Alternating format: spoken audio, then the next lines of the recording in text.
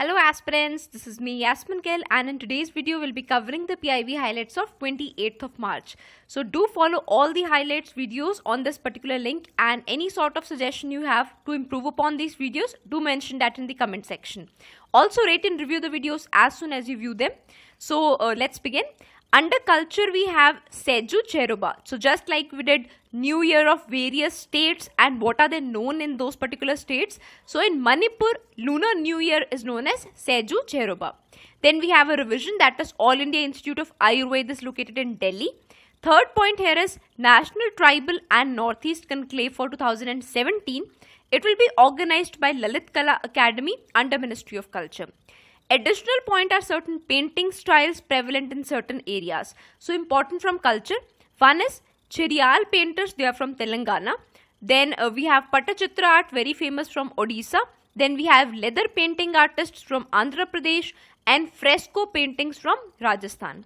Also Bhils are also known for their painting works. Then we have Meena works or Meenakari works. So this is all about the various painting styles. Then we have under society related issues waterborne diseases. So you could encounter a question in the form of MCQs that which among these are waterborne. So let's go through certain names. One is cholera, then is acute diarrheal diseases such as dysentery, diarrhea. Then we have enteric fever such as typhoid and viral hepatitis A and E. All of these are due to the intake of contaminated water. Then we have Mission Parivar Vikas. So evident from the name itself, it is to cut down the total fertility rate, which is very high in certain states. So we'll be focusing on certain states which have high fertility rates.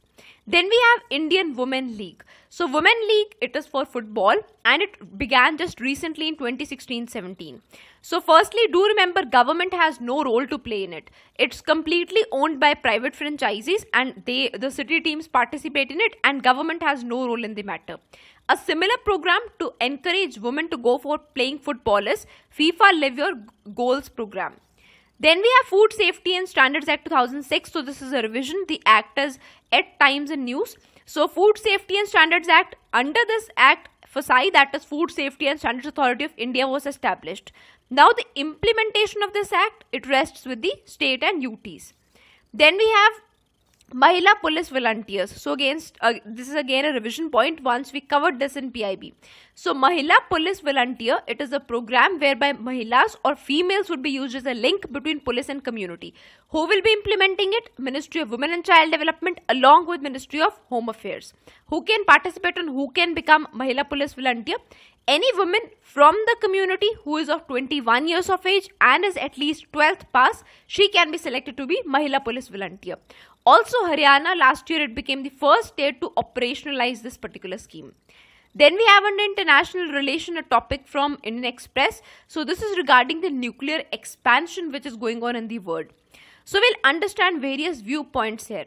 First is, what is the viewpoint of US particularly on this issue? So see, even during the election camping of the current regime, that is Trump administration, what happened was that Trump said that US is spending way too much in defending its European as well as Asian partners. It needs to spend less. And for this, what did Trump suggest? He said that Eurasian partners must do more for regional security. Now, by this more, Trump suggested that if some of these partners could go for nuclear weapons, US would be better off because then it will have to spend lesser on the security or the defense of its Eurasian partners. It can withdraw a little bit and it can spend less on the security of Eurasian partners. So that is like suggesting the option of letting the East Asian allies acquire nuclears. But on the face, US says that it wants a denuclearized Korean peninsula. So that is one take, but otherwise it is trying to withdraw its forces, give less support to its Eurasian partners for defense. And for this it wants that its Eurasian partners should develop nuclears. Also, US Secretary of State Tillerson, he has himself admitted that the policy of strategic patience that the US used to follow along with South Korea, that has come to an end.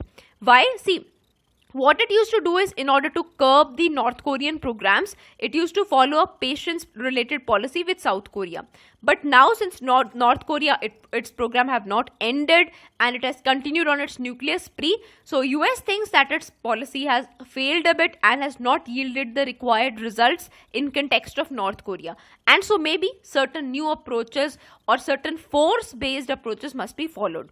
So this is the whole idea which is going on right now in US. One is withdrawing the defense support and cutting down on the military expenditure. Then what is North Korea doing? North Korea, we know it's going on its nuclear spree or nuclear defiance, and this particular thing is also impacting Japan, that is growing nervous by this nuclear buildup. As far as China's role is concerned, particularly in the East Asian region, China is sort of reluctant to help resolve the issue. Also, in fact, it has taken a countermeasure. What is this countermeasure? It has imposed economic measures against South Korea. Why so? Because in South Korea, we saw the deployment of a US anti-missile system, very famous THAAD missile system, anti-missile system.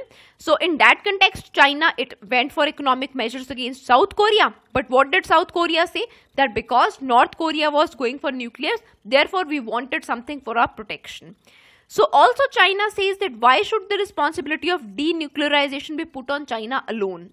So overall, the context or the possibility which we are seeing right now is that because of the nuclear defiance that is being followed by North Korea, we can see a possibility of nuclearization of South Korea as well as Japan. So even if you look at Europe, Europe is facing two issues right now. One is US is withdrawing. Second is Russian muscle flexing. So due to both these issues, even Europe is considering a nuclear possibility to safeguard itself. For example, Germany, some of the people in Germany, they are suggesting an independent nuclear deterrent, while other European partners, they are saying that we must develop a common deterrent using the French nuclear arsenal. So overall what we see is we see three developments. One is from the US side, it is a bit reluctant to spend too much on the Eurasian security commitments. Second, we are seeing the rise of China and Russia in the eastern region. And thirdly, North Korea. It is sort of testing the limits of old nuclear order. So in overall, the scenario, what you must think upon is one, what is the role that India can play in this? Particularly at a time when we want the membership of various nuclear groups. So could we move for promotion of disarmament and so on? And will that policy help us? So particularly when China, another Asian neighbor, is not so willing to participate in such a scenario. So what role can India play in such a scenario? Then we have another point in the India-Nepal relations. So what has happened is India and Nepal, we have this reciprocal arrangement of giving an honorary title to each other's generals. So for example, when in 2016 there was this new Chief of Army Staff of Nepalese Army, we conferred the title to him as Honorary General of the Indian Army. Similarly, when now our army have got a new chief, so Nepal has conferred a title of Honorary General of the Nepalese Army to the Chief of Army Staff. So this is a reciprocal arrangement which we have been following since 1969. Then under economics, we have Dairy Processing and Infrastructure Development Fund. This is to be set up under NABARD with a corpus of 8,000 crores over 3 years. Initially, it will start with 2,000 crore. Then we have Airport Authority of India, DRDO and Government of Jharkhand. They have entered into a tripartite MOU to develop Deogarh Airport. Deogarh Airport is located in Jharkhand. Then we have Price Stabilization Fund, Revision Point. So it is being set up under Department of Agriculture, Commerce and Farmers Welfare.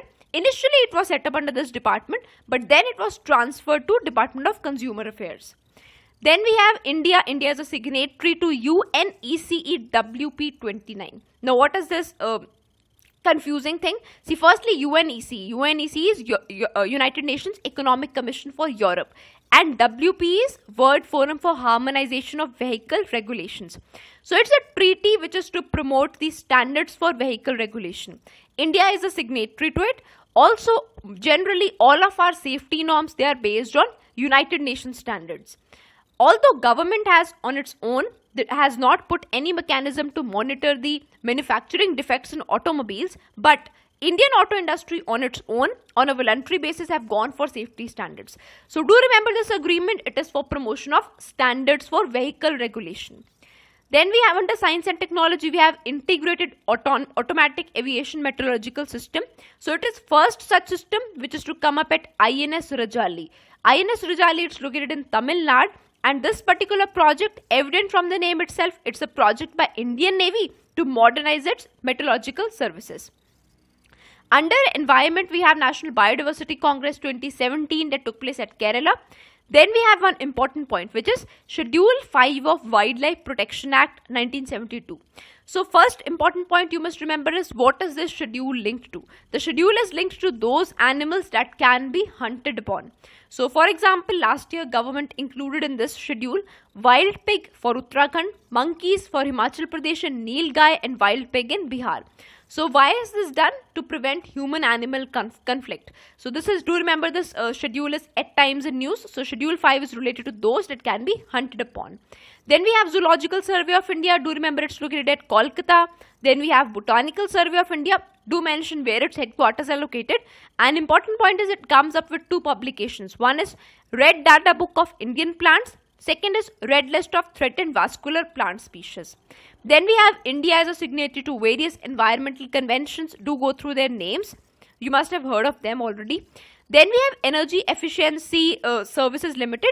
So firstly, it comes under Ministry of Power. Do remember, do not confuse it with Ministry of Environment. It comes under Ministry of Power. And EESL is basically a JV of 4 central public sector enterprises. Also, what it does is it also implements the LED Lightning National Program. Under security, we have LCU-51.